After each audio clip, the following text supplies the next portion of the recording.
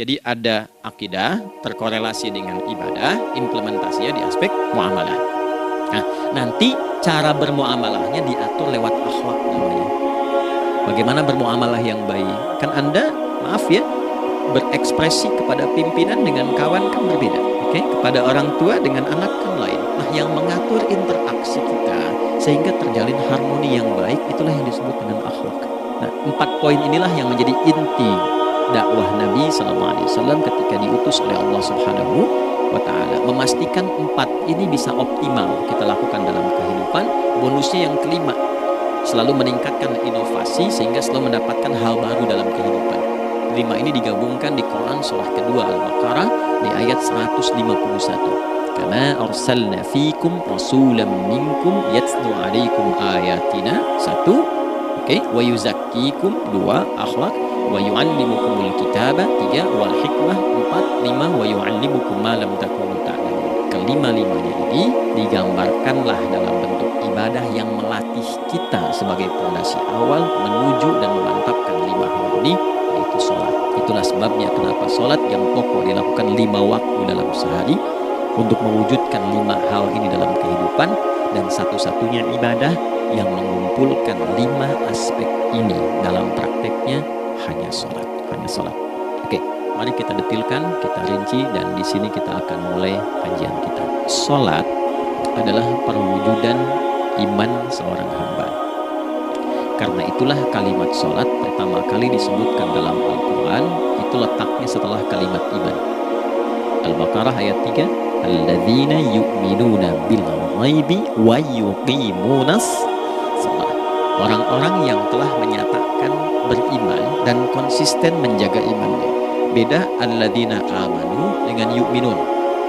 Amanu telah beriman, tapi kalau dia komitmen dan konsisten terus menjaga imannya sampai saat dia berpulang pada Tuhannya, maka berubah nanti bentuknya. Kalau di bahasa Arab jadi mudhari'. Kalau di bahasa Inggris kan tuh punya 3 arti, present, continuous, and future. Jadi kalaupun sekarang terus berlangsung sampai masa depan pun saya tetap akan beriman. Nah, pembuktian untuk menjaga iman itu pembuktian utamanya pada sholat. Itulah sebabnya satu-satunya amal ibadah dari rukun Islam yang 5 itu, ya, satu-satunya amal ibadah yang disebut iman dalam Al-Quran hanya sholat. Teman-teman boleh buka Quran surah kedua Al-Baqarah di ayat 143. Ya, di pertengahan ke ujung ayatnya, saya percepat. Wa ma kana Allahu liyudhi'a imanakum. Dan Allah gak akan pernah menyia-nyiakan sholat seseorang yang dikerjakan karena imannya. Ayat ini turun, maaf, ketika ada terjadi pergantian arah kiblat dari yang tadinya semula ke Masjidil Aqsa, lalu berputar 180 derajat beralih ke Masjidil Haram. Nabi sedang berada di luar Madinah. Madinah tempo dulu wilayahnya nggak seluas cakupan sekarang. Kalau diilustrasikan area sekitaran Masjid Nabawi sekarang, itulah Madinah lah. Di luar itu sudah di luarnya. Nah, Nabi sedang sholat, riwayatnya banyak menyebutkan, ada yang mengatakan zuhur, ada asar, ada maghrib. Di pertengahan itu turunlah Al-Baqarah ayat 144. Qad nara taqalluba wajhika fis sama' falanuwalliyannaka qiblatan tardaha fawalli wajhaka syatral masjidil haram. Maka berputarlah dengan turunnya ayat ini 180 derajat menghadap ke arah Masjid Al-Haram. Problemnya adalah ketika Nabi dan pengiring beliau kembali ke Madinah, area Masjid Nabawi, kan gak semua masyarakat ikut. Maka virallah informasi itu bahwa kiblat telah beralih ke kiblat awal, yaitu Ka'bah Al-Musyrafah. Maka penduduk panik pada saat itu. Status sholat kami yang tadi dikerjakan bagaimana? Karena sedang gak bisa diulang, sudah pindah waktu. Maka turunlah kemudian firman Allah yang Al-Baqarah 143 itu, wa ma kana Allahu liyudhi'a imanakum. Karena engkau mengerjakan sholat itu dengan imanmu, maka Allah gak menyia-nyiakan imanmu itu. Maksudnya apa? Walaupun arah kiblatnya tidak tahu mengarah kepada sisi yang belum berubah, tetap dihitung pahalanya sempurna karena imannya.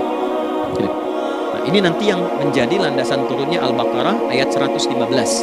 Walillahil masyriq wal maghrib fa aynama tuwallu fathamma wajhullah. Kalau Anda sedang tugas nanti di lapangan, lalu sulit menemukan arah kiblat, aplikasi susah karena sinyal nggak masuk misalnya, oke?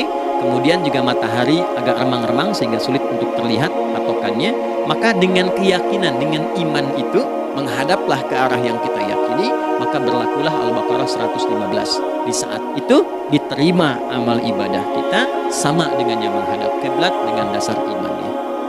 Oke. Nah, pengertian terbaliknya, mafhum mukhalafahnya, maka Nabi mengatakan al-farqu bainal mu'min wal kafir tarkus shalah. Beda antara orang yang beriman dengan yang belum beriman adalah pada sholatnya. Jadi kalau ada orang mengatakan sudah beriman dan tidak menunaikan sholat, ini artinya keimanannya belum diakui sepenuhnya oleh Allah Subhanahu wa Ta'ala. Jadi dalam poin ini penting pembedanya di sholat. Itulah sebabnya kenapa dari kecil kan, usia sekian, dari mulai 3 ke arah 7 tahun contohkan, ya orang tuanya sholat bentangkan sejadah. Kalau bisa, kalau anak sudah mulai suka tuh kasih model sejadah yang anak-anak sukai bentuknya. Ya, dulu ada anak saya senang model mobilan, saya tidak sebutkan supaya tidak endorse gitu ya. Dikasih sejadah dengan pola itu, dia senang tuh ikutin. Kita nggak minta sholat, dia datang sendiri. Ya, nanti setelah mulai 7 tahun kan baru diajarkan dengan baik, diajak ke masjid kalau yang laki-laki. Demikian seterusnya. Ya, mengapa dari awal dituntun seperti itu? Untuk memberikan sebuah penguat bahwa penjagaan iman dimulai dari sejak dini. Itu satu ya. Karena nanti kalau Nabi bilang begitu artinya akan terjadi orang mengatakan beriman tapi tidak sholat. Ya, makanya keras dari awal Nabi katakan bahwa pembeda antara orang yang beriman dengan yang baru klaim beriman itu pada sholatnya. Ya, pada sholatnya. Mengerjakan sholat maka sah status imannya, tidak menunaikan sholat maka bermasalah imannya. Itu poin yang pertama. Yang kedua teman-teman sekalian, ibadah. Kita lanjut ya. Sholat adalah bagian pokok terpenting dari ibadah. Nah, di sini kita akan mulai membuka sedikit rahasia terkait dengan aspek ibadah ini. Teman-teman sekalian, ternyata sholat ini ketika oleh Allah diturunkan dalam Al-Quran, dalam konteks penunaian ibadah, bukan berarti hanya mengkoneksikan atau mengkorelasikan hubungannya dengan iman saja, bukan. Karena saya beriman, saya buktikan ibadah nyembah Allah lewat salat.